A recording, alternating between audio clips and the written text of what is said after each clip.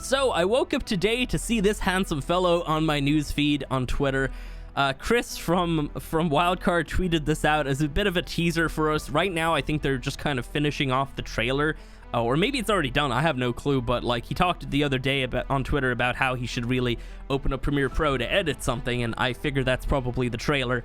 So I don't know, we might be getting that pretty soon, but for now we have this picture of the Ferox, and we have some other awesome information which I'm going to be talking about. So guys, go ahead and hit the like button if you found yourself enjoying this one. This one's going to be kind of like just a rough put together video because I don't have hours upon hours today to throw together something amazing, so I hope you guys do appreciate it anyway. And let's get into this. So the Ferox, it looks incredible, as we already talked about in my previous video, which I'll probably link down below. The Ferox is capable of climbing up walls, and in this image you can see it's climbing up the side of this like cliffside or whatever. So obviously its claws aren't like perfectly sitting into the terrain, but if you guys have ever rode on a Thyla or a rock drake or just some of the other creatures that can climb walls, they never perfectly like sit right onto the walls. So it looks a little bit messy, but that's fine. That would be very difficult to actually make perfect for every single bit of terrain in every single map. So let's give them a little bit of slack for that one, but its claws just dig into the walls and it can kind of climb up using the muscles. Obviously, this creature is insanely strong and it's completely ripped. It's got like a fucking 8-pack right there. Look at that. That's insane. Actually, no, that's more because it's got more up here. Do these count? I don't think they do.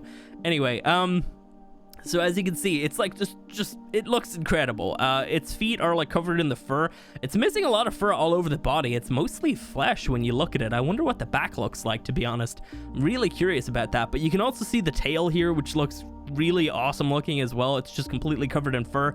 That's probably the exact same as what it looks like in its miniature form, because as you guys know, this is that tiny little cute creature all hulked out once he eats himself some elements. So yeah, this looks awesome. But let's talk a little bit about what else is in this image, because this is only over here. Look at the rest of this image. As you can see, there's just this giant like mountainous kind of like icy area. We know that there's gonna be like a snow biome of some sort in this DLC, but with all the mountains just going all the way around the whole map, I feel like we might have another situation where it might be basically the exact same thing as Extinction, where, you know, if you go into like, say, the desert biome in Extinction, you see mountains for days, like, you know, giant dunes and everything, and then you go ahead and you leave, and then obviously it's not there. So I feel like we might have bubbles again, little domes, microbiomes as you might call them, in this map. I don't know exactly if that's going to be what it is, but it almost looks as if right here there's like a hard border. So I feel like this is somewhat close to the side of the map, because there's like a hard border here. There's like a lot of like mist or something like that, and then you can't really see any trees beyond that. So that's definitely the edge of whatever this is. But yeah, it looks awesome. It looks really, really great. In the new information, they actually talk about the avalanches that can happen in this biome. So I wonder how that's gonna work. I wonder, is the snow gonna physically land down and be there, or is it just gonna stop you from climbing like certain areas of the map during certain times of the day or something, due to like avalanches or something? I don't know. I don't exactly know how that's gonna work, but I can't wait to find out, and I can't wait to like be trapped under a bunch of snow and then just die. Yeah, so this looks awesome. That's pretty much all we have for this image. Now, before we get onto some of the new information, because there is a ton of new information here, this was actually updated. I checked the Wayback Machine. It was updated on the 19th. I've been getting a bunch of like messages telling me to like check out the new stuff, but I don't know, I just didn't even notice any of this. I was like, oh, is there like a new date or something? I got so many messages just saying check out the Steam page for the Genesis thing, and I was like, okay, what's new though? And then yeah, I noticed all of this down here. There's a ton of new stuff here. This is what it used to look like. I could show you on the Wayback Machine, which is like a website to see the history of a website. But this is what it looks like. So the PlayStation Store is just completely like lagging behind. I don't know if the Xbox one is actually updated, but it might be. This is what it used to say back in August when all of this information came out, and now this is what it says. There's just tons and tons of stuff. But before we get into that, I just want to talk about some other stuff, because Genesis is very, very close right now. So the first thing I want to talk about is notifications for videos. Basically, as you guys know, on YouTube, sometimes the notifications come through, sometimes they don't. So if you hit that notification bell, if you want to see all the new Genesis content that's going to be coming, you want to hit that notification bell and you want to follow through and then hit all notifications, because there's a couple different options there. Make sure that you guys do that if you want to see all of the new videos as they come out, because I'm going to be spamming them out at you. You're going to hate me, but you're going to love me at the same time. A couple other places that you should follow me is, of course, my Discord. I have a bot on there that posts all of the new videos in a specific channel called Video Feed, and if you want, you can see them in there whenever they post. It posts them in immediately, so you can be one of the first people to go and watch the new video from there. Or you can go ahead and actually follow that channel and add that to your own Discord if you want to. You should also definitely join the Discord, because I'm likely going to be getting my hands on a couple Genesis keys, and I will be giving some of those out through my Discord. So join that if you want to join some of those giveaways. A couple other places that you want to be following me is, of course, Twitter and Instagram. On Twitter, I'll probably be posting when I'm dropping new videos, or maybe even linking them on there too. So if Twitter's your thing, then follow me on there. It's Syntac YT. And if Instagram's your thing, I might actually end up posting my new videos through the story system on Instagram. So follow me on there too. It's also Syntac YT. There's links for all these things down below, so make sure that you check them out. So my new videos that I will be putting out might contain what you could perceive to be spoilers, because obviously I'm going to be putting creatures and stuff like that, the bosses maybe as well, in the thumbnails, new items and stuff. They're all going to be in the thumbnails. I'm not going to be compromising and sticking something random in there, because that doesn't relate to the content that's in the video, and also thumbnails intrigue people to click on them, so you know, they gotta be good thumbnails. So my suggestion to you is, if you do not want to be spoiled anything in the new Genesis DLC, you want to go ahead and just not look at YouTube. I've had a few people before saying, hey, I'm gonna unsubscribe and I'm gonna resubscribe in a few days or whatever, but you're really not going to be able to avoid it. I've had those people come back to me and say, this other person spoiled it for me anyway, so there was no point of doing that. So my suggestion to you is, if you do not want to see any of this stuff, just don't look at YouTube. A couple other things as well. I will be starting a new patron PvE cluster. It's going to have the Island, Scorched, Aberration, Extinction, Ragnarok, Valgyro, and of course Genesis as well. It's going to be slightly modded for PC, and that's going to be releasing the second that Genesis comes out. All of those maps will become live to patrons only. So if you want to check that out, check it out down below. There's a link. So we're going to be going through some of the new information, as you can see right here. If you want to pause the video and just kind of like read it yourself, you can.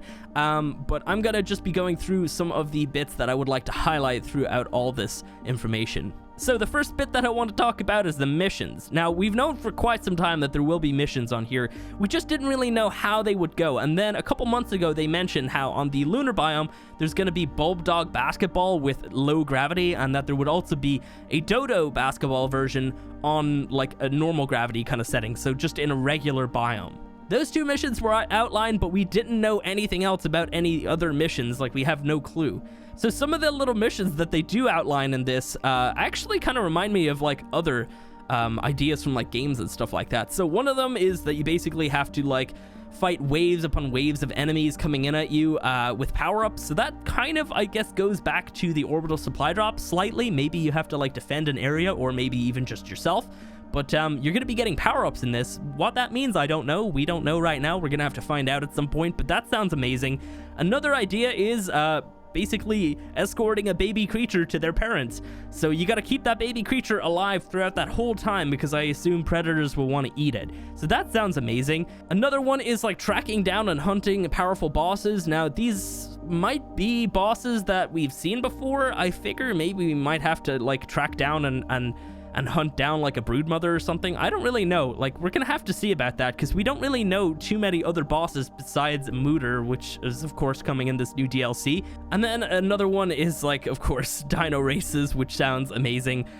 So yeah, these little missions will actually be activated throughout the arc. Whatever this new map looks like, you're gonna probably get to areas and Helena is gonna tell you, hey, you know, if you want, you can enter this new mission here. I don't know if it's just going to start in the land, or it's going to take you to like a different version of whatever that environment looks like.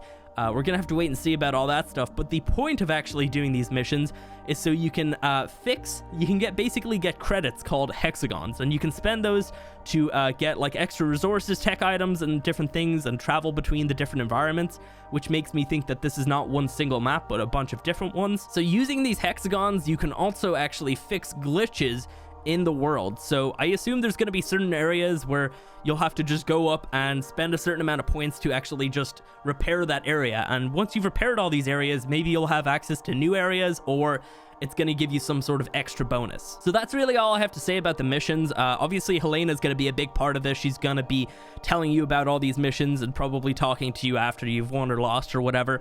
But it sounds just really, really awesome. It's definitely a new take on the Ark DLC because for the most part, you know, you kind of control your own pacing and everything. But with these, you can enter into these missions, I assume, at any stage. I mean, you could probably just do a dino race like almost immediately, and you could probably get a bunch of hexagons, and whether or not you can spend those on the top tier items, I don't know, but it sounds really great. Honestly, it's gonna add just extra elements of fun, and I feel like modders could use this idea and make little mini games on other maps too. So let's talk a little bit about the biomes. We've already talked about this stuff before, and they haven't revealed any new biomes, but they've kind of just basically given out a couple little spoilers about different events and I guess weather almost effects that would happen in these different biomes.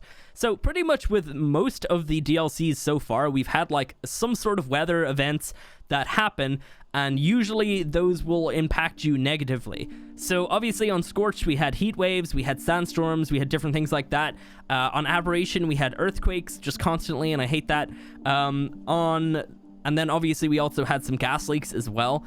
On Extinction, we have giant like meteor showers where you really aren't safe to stay out in the wastelands too much because those things will just kill you. And now on here, we're gonna have different events where they sound probably much worse than everywhere else. So on the volcano area, we're gonna have the volcano erupting, of course, and throwing down a bunch of like little magma balls, maybe even just flooding the area with like magma as well. So that's gonna just make it super dangerous in that area when that starts to happen. In the ice kind of snowy mountain area, we're gonna have avalanches. I've talked a little bit about that so far. What that is gonna look like, I have no clue, but I'm really excited to see. In the ocean biome, you're gonna have whirlpools pulling you down deeper, so you might be trying to leave the area and then suddenly you're just getting dragged into the bottom of the ocean, and you can't escape that at all. So this type of stuff sounds great.